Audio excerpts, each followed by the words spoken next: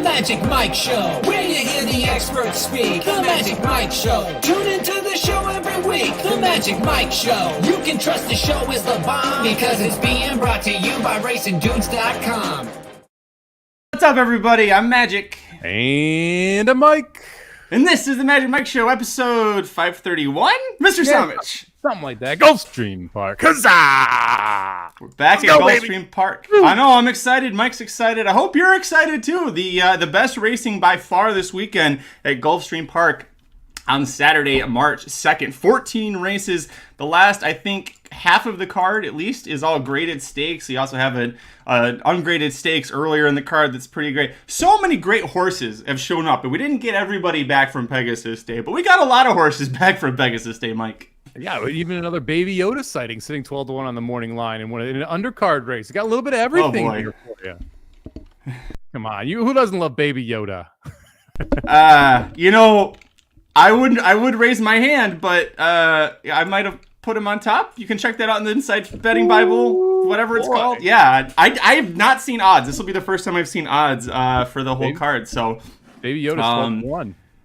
12-1, I heard that. There's a 20-1 shot in the first leg of this late pick 5 that you and I both are using, so we'll talk about her in a little bit as well. The Devona Dale is a Kentucky Oaks prep race. It's not in the pick 5. It kicks off the pick 6. A big reason for that, probably because the juvenile Phillies champion, Just FYI, returns in that spot. Since we're not covering it, who's your top pick there? I kind of want to take a shot. I like Leslie's Rose over Just FYI, but Just FYI, I've been wrong about that horse like 4 times. Actually 3, because she's been in 3 races. 3 races. Yeah. You were wrong about her workout that one time too, don't forget. Yeah, that's fair. So there we go, 4 times. I kind of like Queen's Martini. 10-1 on the morning line. Saez, Gargan. Horse that was favored last time out, I thought ran pretty good after a tough start. And now you're getting a much bigger price based on what we saw last time. And I respect Leslie's Road. I respect Just FYI. It feels like there's an upset in this race every single year. Like you kind of have to go price hunting. And I when you look at this, Leslie's Road and Just FYI will both be sub 2-1. Everyone else you're getting value on. And so I kind of like going everyone else somewhere or going with one of the other fillies. I like the 8 Into. I can't remember who I put on top, but I remember liking Into Champagne a lot too, because how often do you have an Ian Wilkes trainee that starts off 2 for 2? Like, okay, sure, why not? Buy into Mishivava Speightstown mare, so this 1-turn mile setup might be as far as she wants to run, but it looks like a really well-bred filly to get the job done. The Just FYI, it is exciting. We'll get to see her return, and she'll go up against Leslie's Rose, whose form was flattered by Gunsong coming back from that allowance race and dominating horses. So just be careful taking... Well, you're lucky you got Just FYI in there. You don't have to worry about too short of a price. But yeah, fun race. But we got a fun sequence for you. It's the late pick 5 at Gulfstream Park, Saturday, March 2nd, headlined by the final race, the Fountain of Youth Stakes. Let's get into it, buddy. Riders up! The Magic Mike Show. Okay, I'm forgiven because I wasn't here last week. Nope. We're going to try this again. Riders up!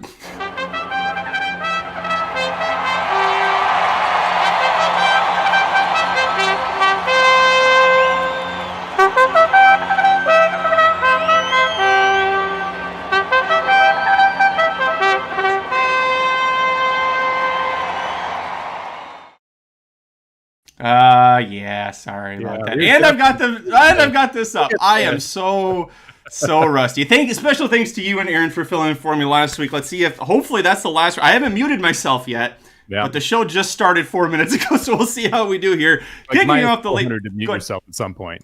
It'll be a shorter price than Just FYI when she breaks from the gate there. First leg of the Gulfstream Park late pick 5. Saturday, March 2nd, race 10. It's the grade 3, Jesus. Grade 3, the very one. I've even got a script and I'm doing it wrong. 10-holder fillies and mares, routing a mile and 3/8 on the turf. Save me, Michael. Who are you putting on top? Oh, I'm going to be a little bit chalky to start out this race. We're going for a price in the third spot. We're going to go 3 deep here, and we're going to start with the 5-4 Sister Luann. This is a horse who ran well, I thought, both of the last 2 starts. I thought she ran pretty well in the Pegasus World Cup Filly and Mare Turf Invitational. Was a huge price that day, 43-1. It kind of fit. She was up in above her head. She ran a pretty good 7th place, which sounds kind of funny, but she was close to the pace, was a little bit wide for the majority of the race, ended up only missing by 2 lengths to Didia, who would be 1-9 in this spot, right? So to me, Sister Luann here, who I think has a pace edge as well. If you look through this race, the only other real speed is going to come out of the 9-horse Angela Nitschiko, who I'm not sure is really paced, to be honest with you. The reason why that horse is projected to be up front is because of a 1.125 race at Santa Anita where they went 51-115. That ain't going to cut it here. So I think Sister Luann has it her own way up front, and she is awfully dangerous in this spot if that's the case. I agree. They're not my top pick, but I did use her. And to kind of and what you're saying, the 5 and the 9 look like the two most likely front runners. They're both from Safi. And Jose's on the 5, who's breaking more inside of the 9. You got that short run into the far turn, because we're doing 3 turns on the turf here. So, I used her. I'm really not sure that the breeding will get her 1 3/8 in most scenarios because Frosted's her sire. But we saw 4 of her rivals in this very race all lose their last race in the Grade 3 La Prévoyante because you had a pace setter going 3 turns for the first time who got out to an easy lead. Now, I would like this horse better if Saez was aboard instead of Jose, but Jose is more than capable of riding a front runner all the way around the other spot here. So I'm with you on this one. You're also getting a class drop because she's not in the Pegasus Filly Mare Turf, which was way too high of a jump for her. She probably should have been in the La Prévoyante. She didn't get the early lead there and just had no shot. So we agree on this one. There's another horse we agree on, but I'll tell you my top pick first. I'm going to the outside, number 10, Kalleward, who I'm actually surprised isn't the favorite in this race. The post might hurt her, but her usual running style is to drop way back early and then come flying. Prior to the La Prévoyante, she won 4 straight turf routes, went 4 lengths, 8.5 lengths, 8.25 lengths, 5.5 lengths back at the first call. She's going to be out wide. That doesn't matter. Just pull her back, go to the rail, save ground, and don't worry about all the ground you're going to have to try and make up later because she's more than capable of doing it. Last race in La Prévoyante, I feel like she was a lot closer to that early pace because there was nobody in there to push Alpha Bella, and then so the jockeys, the smart ones, all went, you got to be closer to her if you want to have a shot. She had the best chance at getting Alpha Bella. That horse just had a little bit left in the stretch, but 2 wins, 2 narrow seconds in the Gulfstream Park turf. And you're getting Tyler Gaffalione back aboard. He was aboard for her first 3 wins in that recent 4-win stretch. So all of that to say, Kalleward's my top pick. Yeah, this was one of the ones I decided to fade. And I understand. I don't disagree with anything you said. I think there's a bunch of reasons why you could like Kalleward. I like the fact that she showed some speed against Alpha Bella last time, so it feels like she won't be too far back if she doesn't need to be. Surprised Ortiz chose the 5. I think that's kind of telling here. It's one of the reasons why I ended up on the 5 over the 10. I assume he had the choice between the 2. Although T-Gaff is 3 for 3 with this horse, so it's not like it's a bad and he's Brendan Walsh's favorite jockey. I would more say that T-Gaff got it back. So Jose Ortiz was aboard 2 back at Aqueduct. Walsh probably gave him the mount back in the La Prévoyante and then said, never mind, we're going with Tyler. My thoughts. Yeah, we'll never know. And nor do I think it's all that relevant either, to be honest with you. Yeah. My biggest concern with Kalleward is I thought that there was a step forward that needed to be had, and I don't love it when I take a horse who's in the 10 post who needs to take that step forward, who also is closing into a paceless race. And all of that kind of fit the reasoning for me to end up leaving the 10 off the ticket. And also, like, I'm using the 5, who's the favorite. I'm using the 7, Cairo Concert, who's the second choice. I don't really want to use the third choice, who I'm not that high on, if I'm going to use those 2. So the 7 horse was the second on my ticket. I think this is a pretty logical one. Again, Cairo Consort was in the Pegasus Filly Mare Turf Invitational as well. Probably over her head in that spot, to be completely honest, and now dropping back into what is the class that I think fits her the best. The big concern, the distance. I'm not really that concerned about the distance based on the way she's been closing in these other races. You get Ira Ortiz back aboard. Todd Pletcher trains this one. And I think Cairo Consort kind of sits the trip here. Like, we're talking about, okay, the 5 horse and the 9 horse are your 2 speeds. The 7 should be saving every step of ground around these 3 turns and be just right behind those 2. So just pocket it up, gets first run on the 5. To me, again, it's just a perfect situation for Cairo Consort trip-wise. You know Ortiz is going to find the right spot for her. And if anyone is able to sit right behind Sister Luann and run her down, be forwardly placed to run her down, to me, it's Cairo Consort. And yeah, the distance is the big question. Voshan's mentioning that. Can stretch out 2 more furlongs. I don't think Pletcher puts her here if she can't. Like, to be honest with you, it's not like it's a situation where you can't find races that fit her, because she can go a mile. She can go in a mile and 16. She's been able to sprint before. So you have a bunch of spots you could put her in, and to choose to put her here tells me that Heath believes she can get it, so I will too. And to that point as well, there is a race, literally 3 races from now we're going to talk about, that's a mile older fillies and mares, grade 3. That would, if you thought that the distance was too big of an issue for her, that's where Pletcher probably would put her, in the grade 3 Honey Fox, but he didn't. I didn't use her. I am worried about that. I'm going to try and take a shot against her, but she loves Gulfstream Park. Right? She's a lot better at Gulfstream than she's been at other spots. If you scratch off the Pegasus filly and mare turf, she's got a very strong record at Gulfstream Park.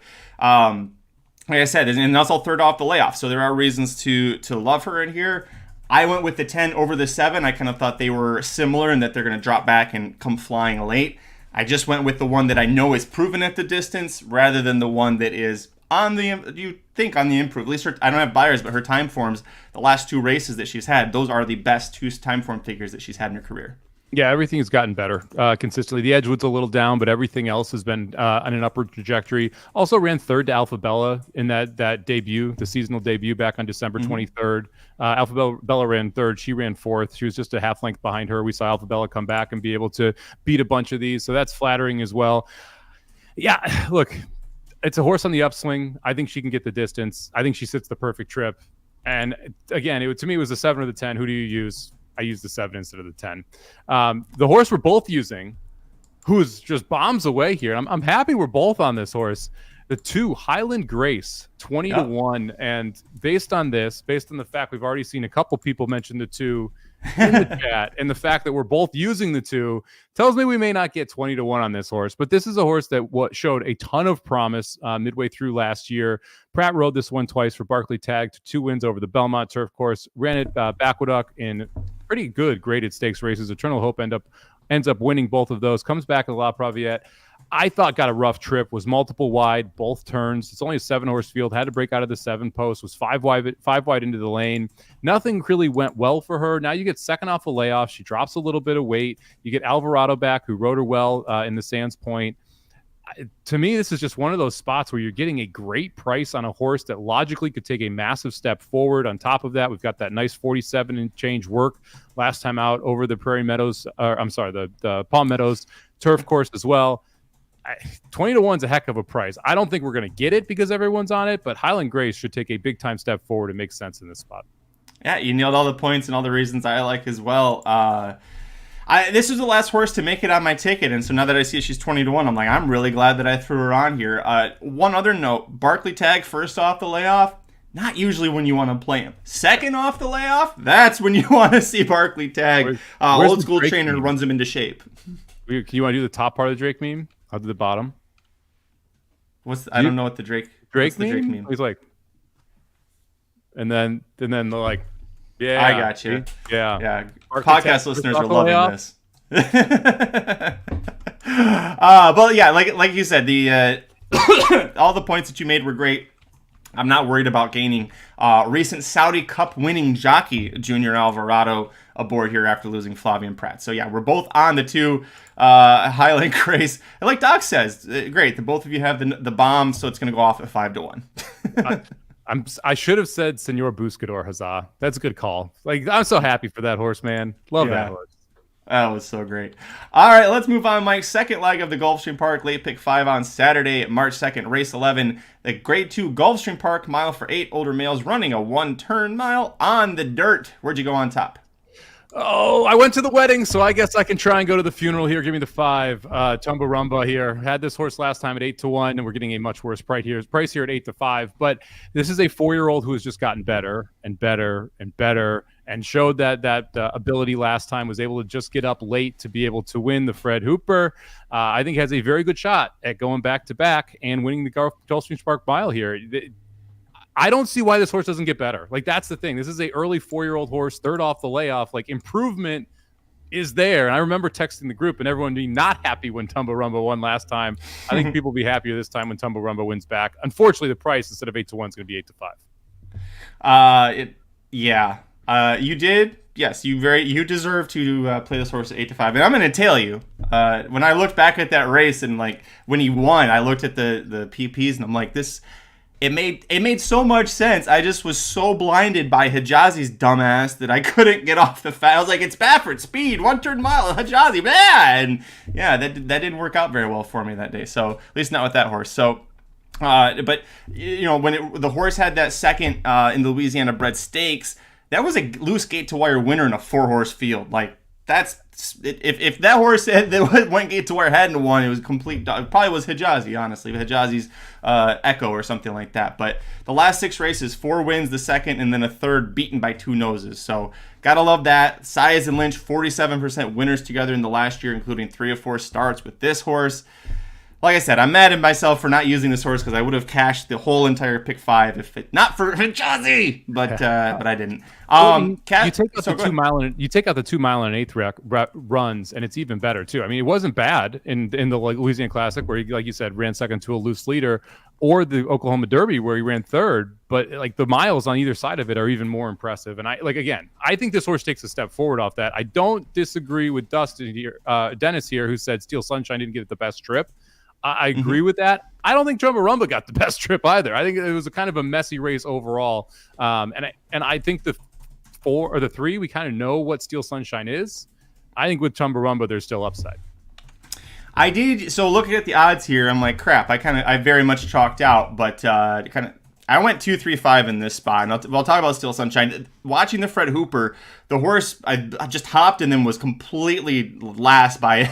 It wasn't on screen for most of the backstretch there, but ranged up steadily on the backstretch, sustained the rally through the turn while going super wide, and yet he still had enough energy to finish within 3/4 lengths of the top 2. The top 2 would have been coming back here, except Castle Chaos is scratching for the stymie at Aqueduct. So he saw what happened with Tumbarumba and was like, I'm not doing this again. I'm going to go get an easy win up at Aqueduct. But I think with Paco aboard Steel Sunshine, as long as the horse doesn't break poorly, should be right there with Tumbarumba.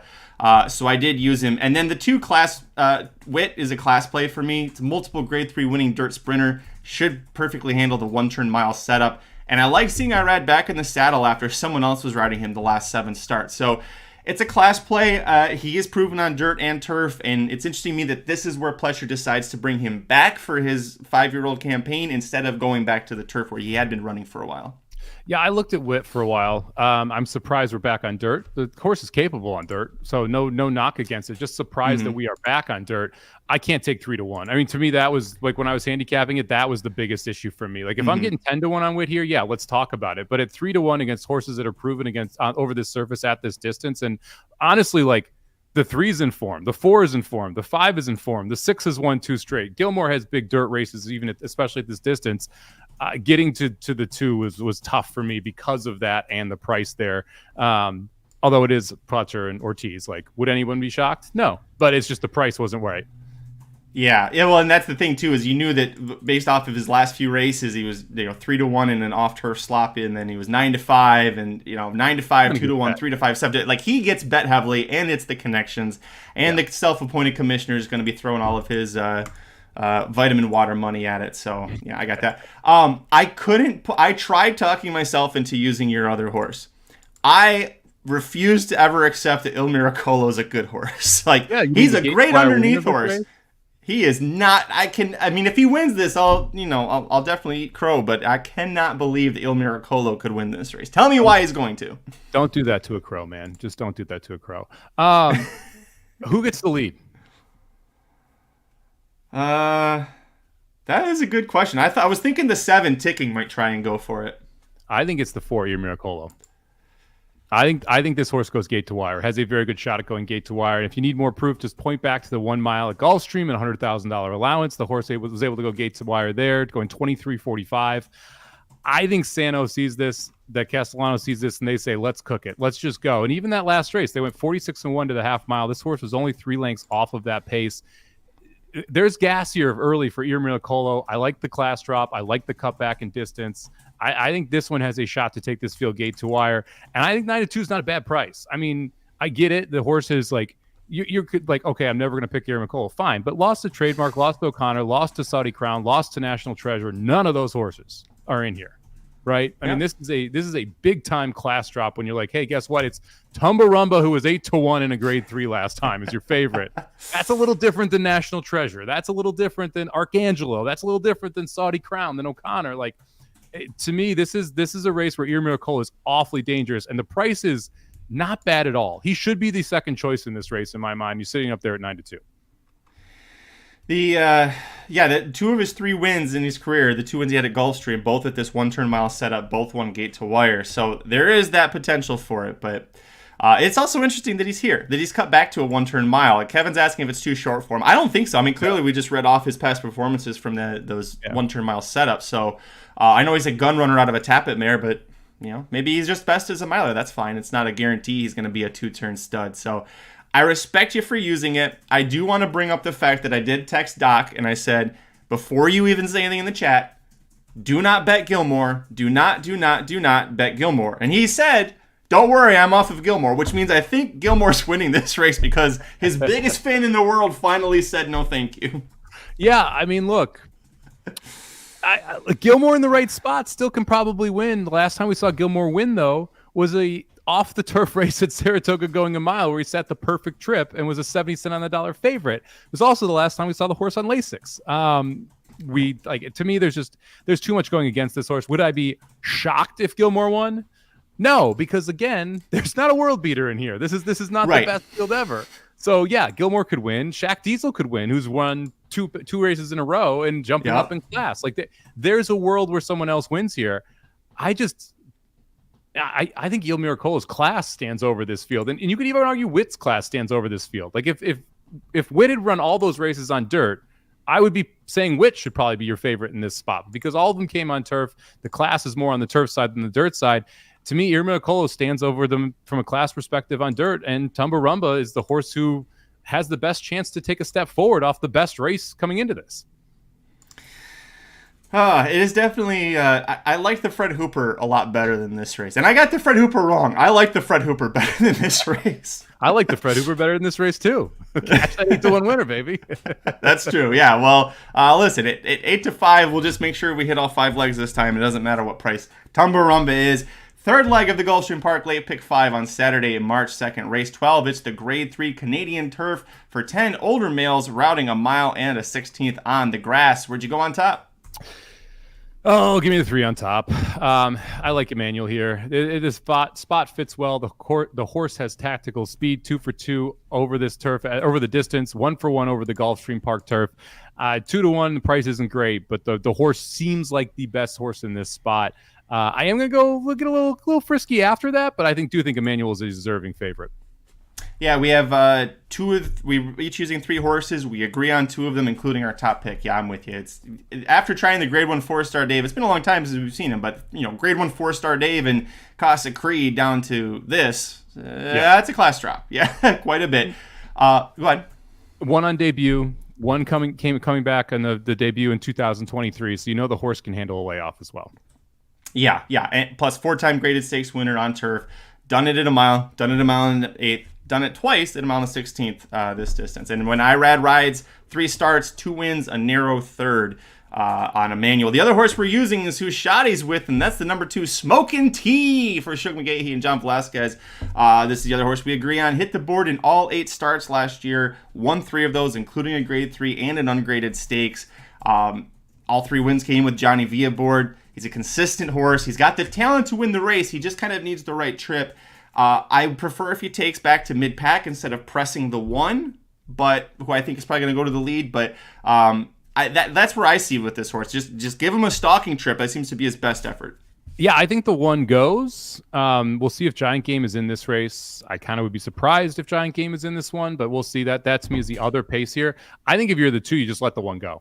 You're just like, okay, yeah, try and go gate to wire. We'll see what you can do. And John Velasquez is a smart enough jockey to allow that to happen as well. You don't want to be sitting too wide, and then take it over. You do want to be up front if you're going to see a slow pace. And to me, outside of Saratoga Flash, there's no speed in here.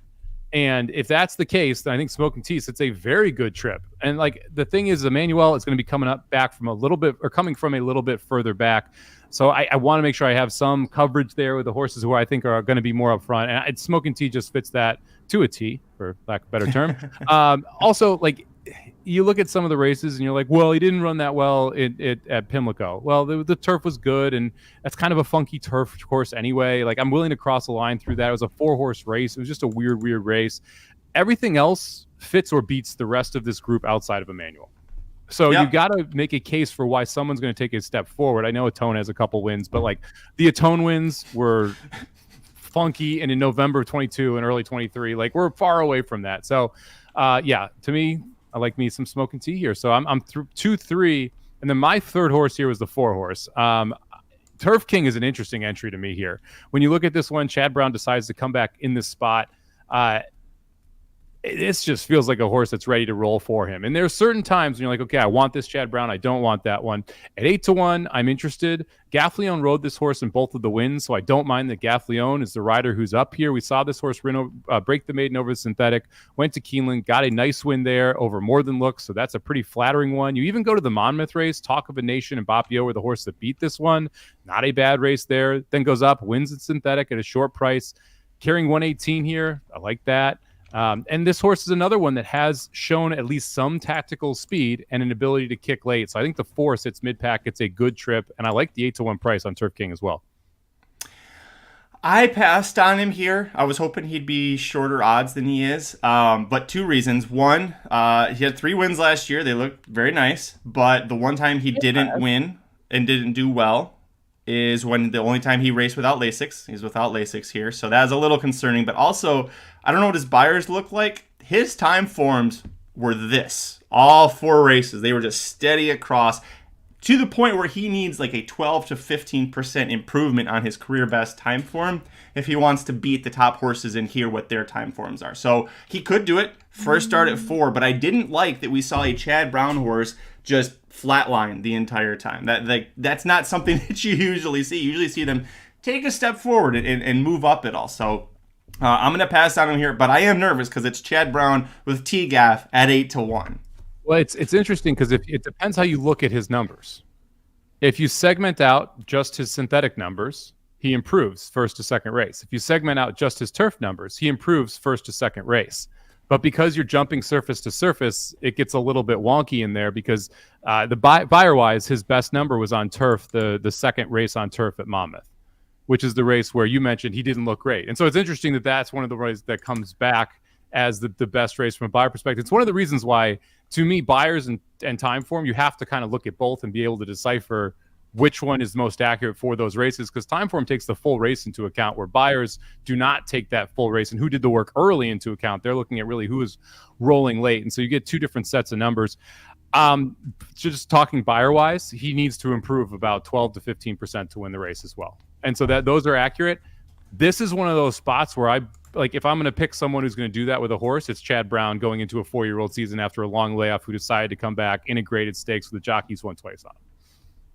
Yeah, that's it. Listen, like I said, I am worried about him. It just like the improvement he needs to make is I just liked other horses better, including who I see. Where is it? Trish was bringing him up. Ice Chocolate. I'm using Ice Chocolate here, all the way out in the 10 post, 8-1 morning line. Ice Chocolate. It's Brazilian, so you got to do a little samba while you say Ice Chocolate like that. I don't usually like playing Woodbine horses, and that's where this guy was based for a lot of his time. But he beat allowance horses here going a mile last out. So that to me, he's no longer a Woodbine horse. He's a Gulfstream horse. You've been switched. That win, by the way, came from this exact same 10 post, which means he had less run up in that race going a mile than he does at a mile on the 16th before that first turn. Saez can kind of move him over and get him into a good position. We talked about the 4-star day with Emmanuel last year. This horse was third behind Casa Creed and Annapolis. Very good third. He's only had 4 career 2-turn races, Ice Chocolate.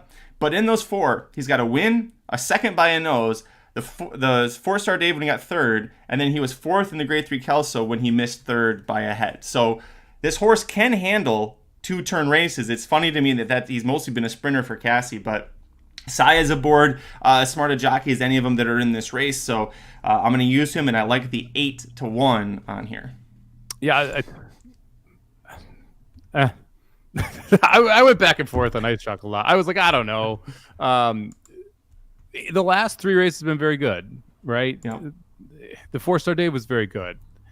But the 4-star day was also one of those where it's like he never had a chance to win the race, but got a really good buyer because of how it played out and because of who was in front of him. And so it's one of those where I'm like, meh. It's like a little bit. If I'm picking a horse on top, I don't give them full credit for those type of races, even though I thought that was a good effort. It's going to take a better race than last time to win. I'll tell you that much, because that field wasn't great. JP Hellish ran second, Headline News third. He didn't get a great trip, though. So I don't hate the idea of Ice Chocolate running better. It's just a question of how big of a step forward he can take here. We got a lot of love in the chat for the 5 Siege of Boston. Mm-hmm. I didn't even consider this horse. And I'm still looking at it. I'm still not considering this horse. Am I crazy? Did you have any interest in the 5? There's no pace. This is a dead stone closer, and there's no pace for that's going to melt down in front of him. I think it's much more likely that the 1 goes gate to wire at 15-1 than Siege of Boston gets up at 8-1. I mean, he has 1 win at Gulfstream going gate to wire, but those were super slow fractions he kind of got away with and broke from the rail. And it was late March. It was, the end of the championship meet there. This horse just needs too much pace that he's not going to get here. So that's why I was against him. Yeah, I mean, this is a tougher field than what he faced last time out. I will say this, Toner, second off the layoff, 27%. Last turf workout, good. Turf workout before that, good. And Ortiz picks up the mount, which is an upgraded jockey. So there's definitely some things to like. I just couldn't get there. I actually had the 1 in 4th. The 1 was the last horse off my ticket here in Saratoga Flash. So if I added anybody in the sequence, it would be 15-1 on Saratoga Flash, who, if Saratoga Flash gets loose, got a shot. What did you make of this? Giant game, we haven't seen him since the Clark when he was, I think he just finished the Clark last week. 14 starts, 3 wins. He's never been off of dirt. So we show up on turf, and he's kind of a front runner, right? At least when he's on dirt. The breeding says Giants Causeway more than ready, but it's Romans. Romans 0-16 first turf. So right there, that's hard to get on it. And I like these type of horses. I'm someone who will use that long shot who's never tried the surface because I think you're getting value in the fact that it's a new surface. Can we run Giant Game on the synthetic? I think he'd be great on synth. Especially with the way that you just mentioned the Giants Causeway out of a more than ready. That to me would be a little more interesting than turf. I don't think he ends up running here. Do you? Yeah. He's cross-centered March 1st at Tampa. Oh, in a dirt race? Yeah. Oh. No, then he probably doesn't run here. I mean, so which to me, which makes the 1 scarier. Let's be honest. It makes the 1 scarier if the 9's not in here to push him. I almost thought that this was a main track only type entry. Right? Where you're like, hey, we're going to throw him out there, and if this race ends up not being on the turf for any reason, we love our spot, right? Oh, and it's an allowance race at Tampa too. It's not even a. I was trying to think what race he could be in over there. He's going to lose. He's going to lose that race to Golden Glider. So, would you rather lose to Golden Glider in allowance or be last of 10 in this race? Yeah, I mean it's. Yeah. So we'll see what happens there. I think he ends up at Tampa. Maybe for the horse's sake, that's the better place to go. We'll move on. The penultimate leg of the late pick 5, Saturday, March 2nd at Gulfstream Park. Race 13, it's the grade 3 Honey Fox, 11 older fillies and mares routing a mile on the turf. This is the race where I was saying if Cairo Consort couldn't get a mile and 3/8, she would be here. This is exactly where she should be, but she's not. So who is your top pick? I'm getting frisky in this race. I'm using 3 horses. None of them shorter than 9-2. My top pick's going to be the 3 horse. Be My Sunshine for Safi Joseph. Alvarado gets the mount here. The last race was brutal. If you go back and you watch the stretch run specifically, this horse never really got to run at Tampa Bay Downs. Horse loves Gulfstream Park. 3 for 4 with a second place in the race where she was not up top. 4-year-old moving forward later in the season. This just feels like all systems go here for the 3 Be My Sunshine, who I think is also has tactical speed here. And you go through this race and you're kind of like, okay, where is the pace going to come from? I mean, for the flag is going to go, but after that, it just doesn't feel like there's a ton there. I expect time passage goes too, but that means that you have 2 horses, and who sits right behind them? The 3 horse, Be My Sunshine, who's able to run them down in the lane. So I'll take the 3 on top. Almost made her my top pick. She's finished on the board in 7 of 8 turf starts. The lone time she didn't hit the board, she was missed third by a head, so been right there. If you talk about the grade 3 Endeavor at Tampa last out, there was a loose on the lead later, had to check really hard because the leader in the stretch just kept doing this and this and this. I'm not sure she would have won without that, but I think she would have been there at, lost by a head, lost by a neck, instead of saying a length and a half, because the jockey oversold the shit out of that, having to check, was checked, and then kept checking to the point where you're like, if you get this lead horse DQ'd with your acting, the other horse is going to win because you just got back to third. You dummy, don't do that. And you got to remember, they flew home too. They went 112-3 to the 6 furlongs. They came home in a mile and 16th at 141. I mean, that is fast. That is a very, very fast finishing time there. So it was a quick race with a lone leader who went 49, 113. The only horse that really was making up any ground was Be My Sunshine, who was forced to check. It just feels like she's sitting on a big one, and that last race is not the tail of her talent. So we agree on that one. That was my second pick. My top pick, I had to know she was going to be a short price here. I played her in the Pegasus Filly and Mare Turf, so I'm allowed to play Chili Flag at 9-5 here. I loved her in that spot. Didn't get the job done. It was a little bit too much of a class S for her, but she was just a length behind the top 2 finishers at the wire. Prior to that, she'd hit the board in all 6 starts for Chad Brown, including 2 wins. I rads back in the saddle after riding her 4 times in the past. From those 4 starts, 2 wins, 2 narrow seconds. Again, class drop. This fits her a lot better. I like that we're here and we're not trying to go to the mile and 3/8, the very one. This is a better spot for her. The 9-5 price hurts. I'm not gonna lie, but listen. Like I said, I played her in the Pegasus Filly and Mare Turf. I'm allowed to play her here. You are allowed to play her here. I hope she doesn't win. I'm going to try and beat her here because of the price. The 9-5 price on a horse that is going to be dead closer, or a horse that likes to close. I shouldn't say dead closer. Has some tactical speed, but generally not very forwardly placed. I just think the price is too short here, and I'm not going to knock her from a talent perspective, but that, like, if you look at her numbers before that race, there's nothing that stands out over this field that should make her anywhere near a 9-5 favorite. And even with that race, she doesn't stand out as a 9-5 favorite over this field, right? I mean, that to me is the thing, is that if she runs back to that and you take comparable races from other people, she should be like a 3-1, 7-2 favorite. And you should have a lot of horses right around that price.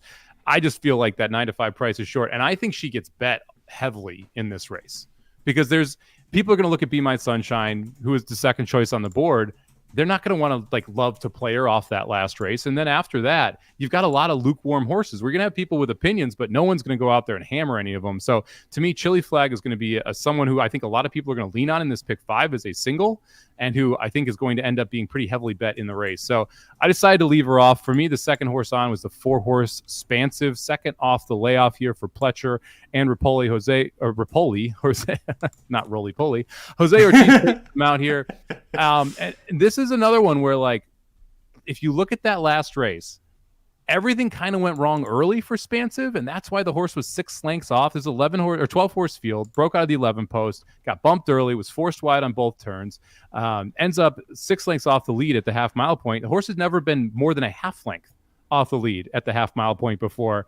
I think Spansive gets a lot better trip from the poor post here. I didn't think that was a bad effort at all off the layoff. It's logical she takes a step forward off of that race as well. I like the fact that we showed a different style where you wanted to be forwardly placed. You don't break, but you still were able to close, still able to pass horses. It shows the ability for Spansive to be able to stalk in this spot as well. So the 4-horse, I think, is a nice price there at 12-1. Did you end up on the 4? I didn't, because I feel like this horse's best race is when she tries to go gate to wire, and to her credit, she is more inwardly drawn than the other pace, the 7-9-11. I just think that there's too much pace in here, and if she doesn't get the lead early, she doesn't win. That's what her form is shown in 4 starts. So I passed on her here, but I think she's a good filly. She will win one of these races, just not here. Here's the problem I have with that. The mile and an 1/8 was probably a little too much in the Wander Again, and she broke from the 7 post and was kind of outside chasing that whole race. So I don't think that's a fair thing. I think that last race showed that she can pass horses. And she didn't win the race because of the trip that she got, but at least it showed that she can pass horses. And so my idea here is that she sits on the inside of all of that other speed, and she and Be My Sunshine are those 2 horses that are able to sit right behind and then be able to go. We'll see if it sets up that way. We'll see if we're right. But at least the price at 12-1 offers you some value in that spot. One horse that we did agree on, Magic, was my last horse in and your last horse in, the 2 Candylight. What'd you like about her? To me, this is a solid closer. I was thinking there's going to be a lot of speed in here. This is a solid closer. Won first time off the bench. First time out for Safi. Nice late closing kick. Reeled in and passed a front runner who'd won her last 4 starts on the Gulfstream Park synth, including 3 stakes. So a very hard horse to beat in that situation, and still got the job done. Now runs second off the bench, second time at age 5, and keeps Tyler Gaffleone aboard. So everybody's going, I can't believe we're getting 12-1 on Spansive. I love the rating 10-1 on Candy Light. Yeah, I like the price on this one too. It feels like she's as good on turf as she is on synthetic. That first effort out in the 5-year-old season, I thought was a really good one. She had to steady at one point in that race, still able to get up. I don't think she's a dead closer. I do think that she's going to get the right style here, though, to be able to chase. She's probably sitting, 6th on the inside, 7th on the inside, something like that, around both turns. She's live here, and I think it's interesting that it's interesting to me that Saez is on the 9. Like, as Safi's guy, like, what is he doing not on the 2 or the 3? Especially the horse who has no chance in this race, right? I mean, we can completely write off the 9. Well, that's the horse that I was talking about, that Candy Light reeled in. And Zayas has ridden her last 7 starts. 1, 2, 3, 4, 5, 6, 7. I think I'm counting right. 8 starts. So Zayas, I think Zayas loves to ride that horse because he's won a lot on her, but he got his butt caught by the 2 on the 9's preferred surface. So, right. Yeah. I mean, Polisa and Zayas are 23% at Gulfstream, 22% overall. So it's not like the numbers aren't good, but I would have thought he would have had the chance to ride the 3 if he had wanted. He'd won on her twice. I'm surprised he didn't end up there. Hey, listen, with no offense, but I'm happy that he stays there, because you know what that 9's going to do, which is get out of the gate and go. And hope for my purposes, burn everybody else out, and these closers are going to come flying. All right, Mike. Go ahead. I would say this will be a fun race. Like, yes, we'll see if Chili Flag wins. I don't dislike Chili Flag. The price is what I dislike about Chili Flag. And that's perfectly fair. Yeah, you're banking on 9-5 that she's gonna bounce back strongly from that last race. 5th and final leg of the Late Pick 5, Saturday, March 2nd at Gulfstream Park. It's the one everybody's waiting for. Race 14, the Grade 2 Fountain of Youth. 9 3-year-old colts routing a mile and a 16th on the dirt. We did find out that Speakeasy, we were only supposed to find out tomorrow, which I'm happy that we found out today. Speakeasy is staying in this race. I handicapped that Merritt, who was also cross-entered in that same Friday allowance, I handicapped that he'll stay there, especially now that Speakeasy is going to be here. I think the smart thing to do would be to go to that allowance. So I handicapped with Merritt scratching. How did you handle it? And then who's your top pick? Well, I got good news for you. Merritt did scratch. Safi came out. Oh, he is officially out. Okay, good. He will be running in the allowance on Friday. So because Speakeasy's in, Merritt is out, and Merritt will run on Friday. So we're going to have 8 heading postward instead of the 9. I'm really surprised who I put on top. Before we get into the picks, what do you think this pace looks like? Like who's setting it or how quick they go? Both. I mean, because it seems like it's going to be muy caliente, right? I think the 1 and 3, just like they did last race, are going to go out there and go after each other. And I think it's going to be similar to what you saw in that debut race for them when they went 22 and 4, 45.3. If the 5 Dornoch stays with him, I think he doesn't have a shot because I think it's just going to burn everybody out. But those 2, one race for each of these horses, neither of them going 2 turns, and they're both drawn inside. I think the 1 and 3, early. What about you? I think the 500% goes. And that's what makes this one really interesting to me, because I think the 1 is definitely going. I think if you had to bet your money on one horse rating between the 1 and the 3, who would it be? I'd say the 3 because it's Velasquez instead of Saez riding. And Velasquez has got a bit of Mike Smith in him in his old age. That's kind of how I landed on not throwing the 3 out here. I do think there's going to be a very hot pace in this race. It just seems like they are going to go and go and go, and it's going to set up for horses to be able to come from off of the pace, which is why I ended up on the 8-horse Locked, who's not a horse I'm super high on, but it just feels like this horse gets the perfect pace set up here, has some tactical speed. It's not like this one's slow. Was it a mile at Saratoga and was right on the lead at 47 seconds, was able to close into a 47-second half in the Breeders' Futurity, was able to make some ground up into a 47-second half in the Breeders' Cup Juvenile, and we saw Timberlake come back and flatter that race after Fierceness came back and pooped on that race.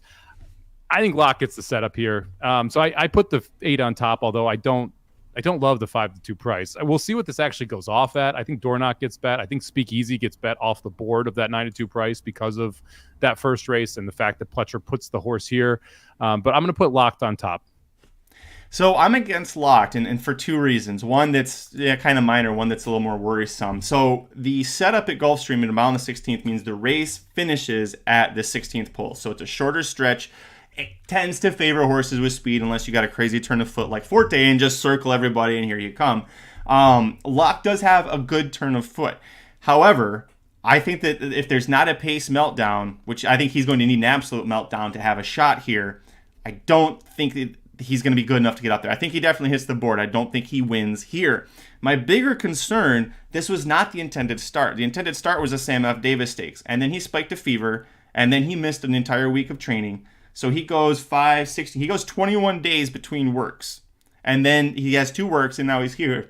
I don't think he's fully keyed up for this. I don't think he's ready for this spot. And when I see a horse on the Derby trail that spikes a fever, has to reroute and misses some time and comes back on just 2 weeks, it makes me nervous. So I'm against him at 5-2. I'm also very high on the 5 Dornoch. I think if there's a Derby winner in this race, I think it's Dornoch. Full brother to Kentucky Derby winner last year, Mage, who you very rightfully deserve all of the credit for tipping that horse in that race.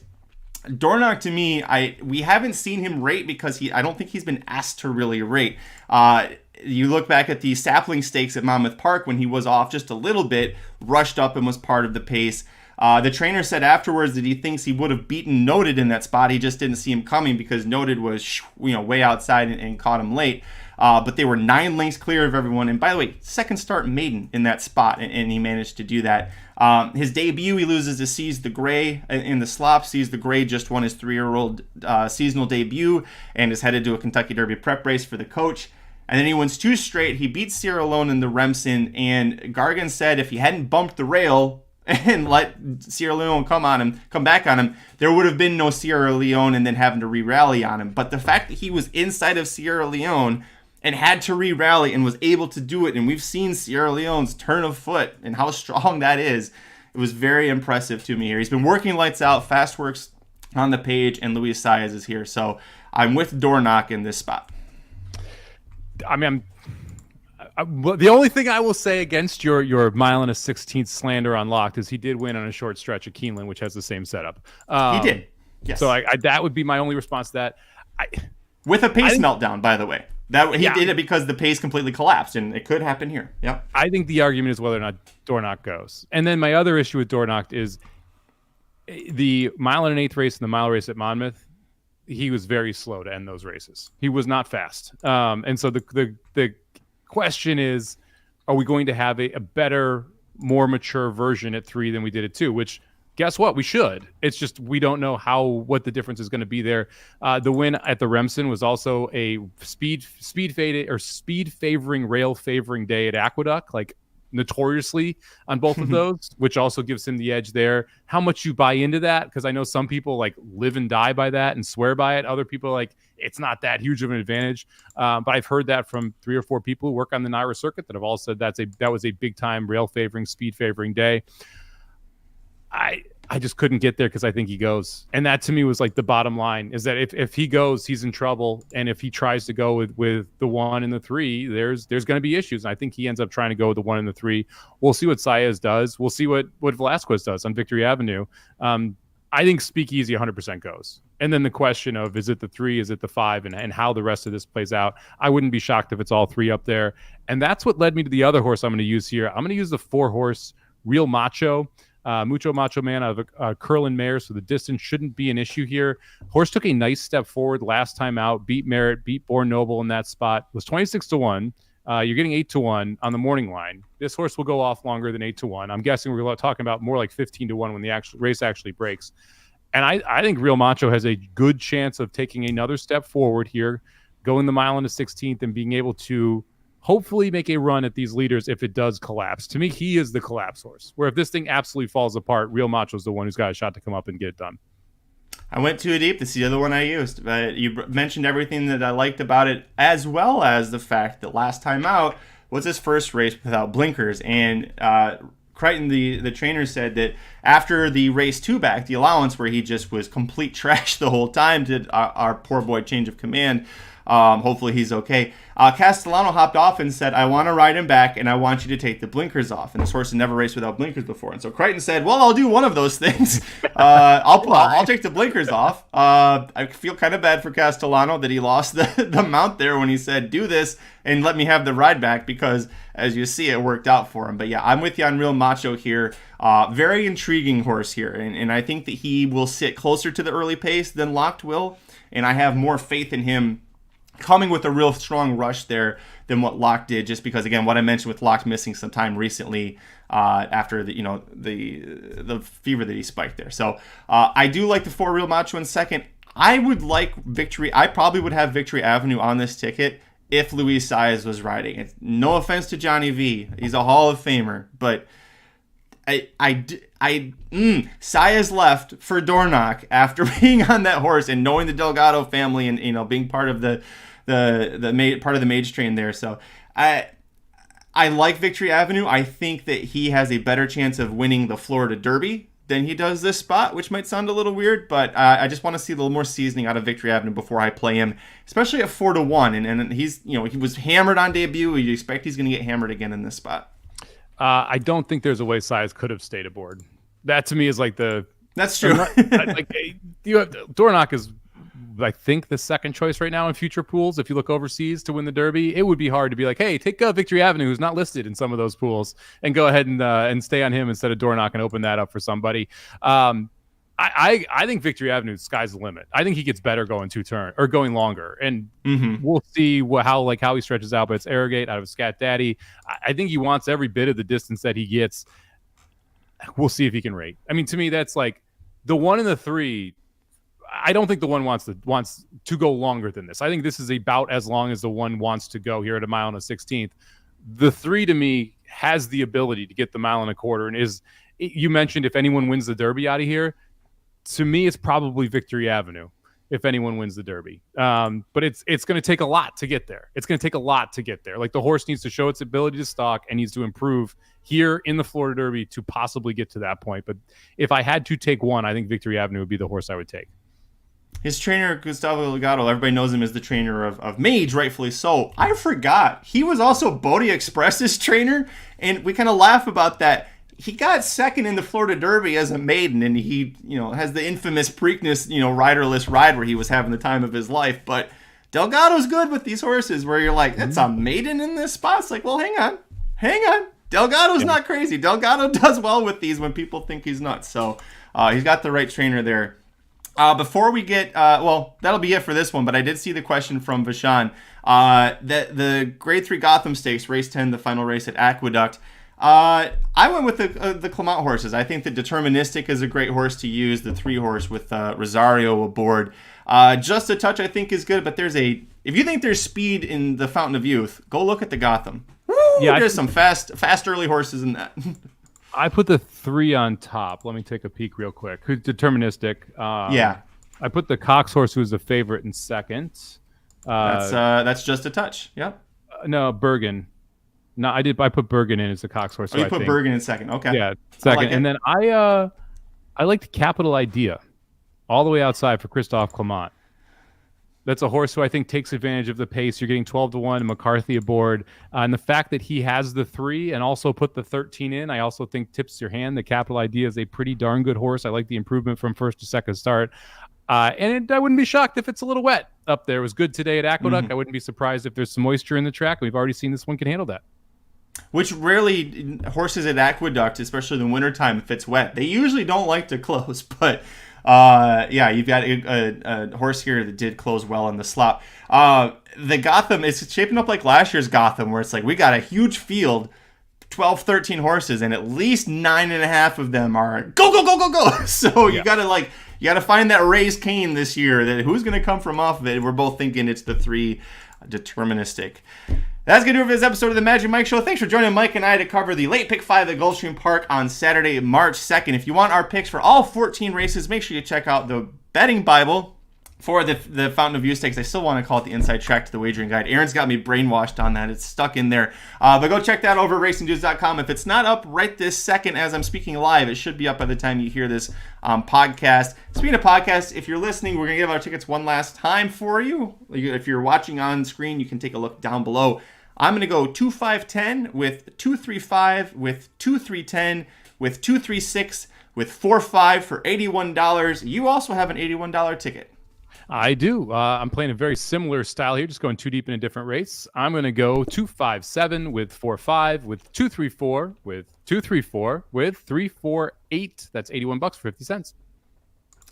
Just a few minutes here. It's going to be Dudes Who Bet Sports, Papa Dude and Aaron talking college basketball, and then an early preview of Major League Baseball season. I can't believe it's, it is going to be March 1st tomorrow, so it makes sense. But do you have any preseason, you like to give out win totals or anything like that? Do you have any over-unders on win totals you like right now? I like the Cincinnati Reds over 82.5 wins, plus 100, Ooh. And the Kansas City Royals over 73.5 wins, as well as plus 850 to win the division. Right, Aaron? Right, Aaron? Great pick. I love the Royals pick. Love the Royals that were battling the Oakland A's for supremacy in terms of dog shit last year.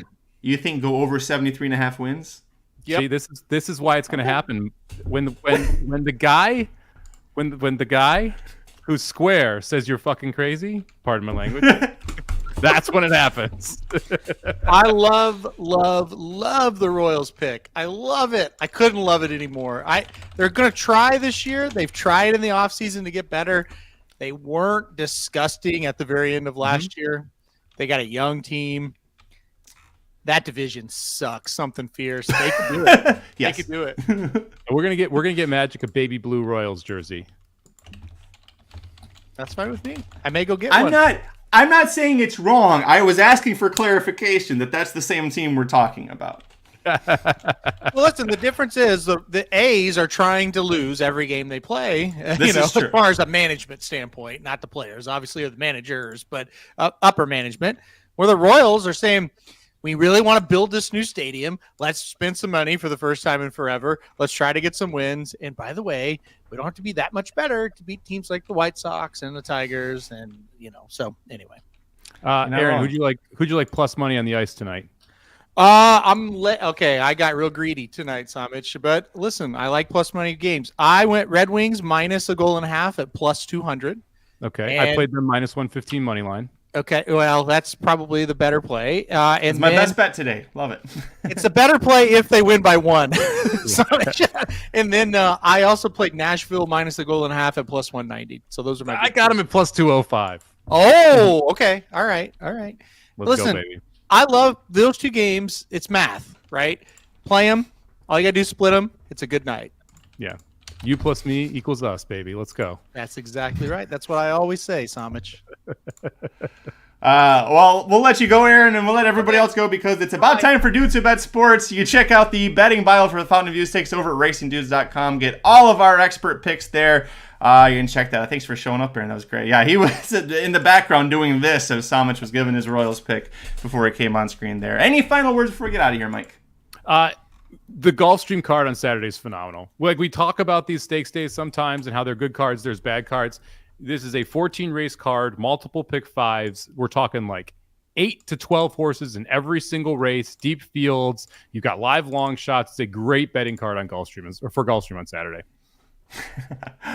Make sure you follow us on Twitter. I'm at Curtis Kalleward. He is at Somobomb 18, number 1, number 8. Corporate Overlords at Racing_Dudes. Again, Dudes Who Bet Sports in just a minute from now. And then Blinkers Off was already live earlier talking all 4 Kentucky Derby prep picks. That's right. If you want Turfway Park picks, they actually talked about it over there because we're never doing that on the show. Sorry, Rodney. We're never touching Turfway Park again. Sorry about that. But we'll be back on Monday for some sort of a recap because, like I said, 4 different Derby preps along with 3 Kentucky Oaks preps that we haven't even talked about. So tune in then. Until then, I'm Magic.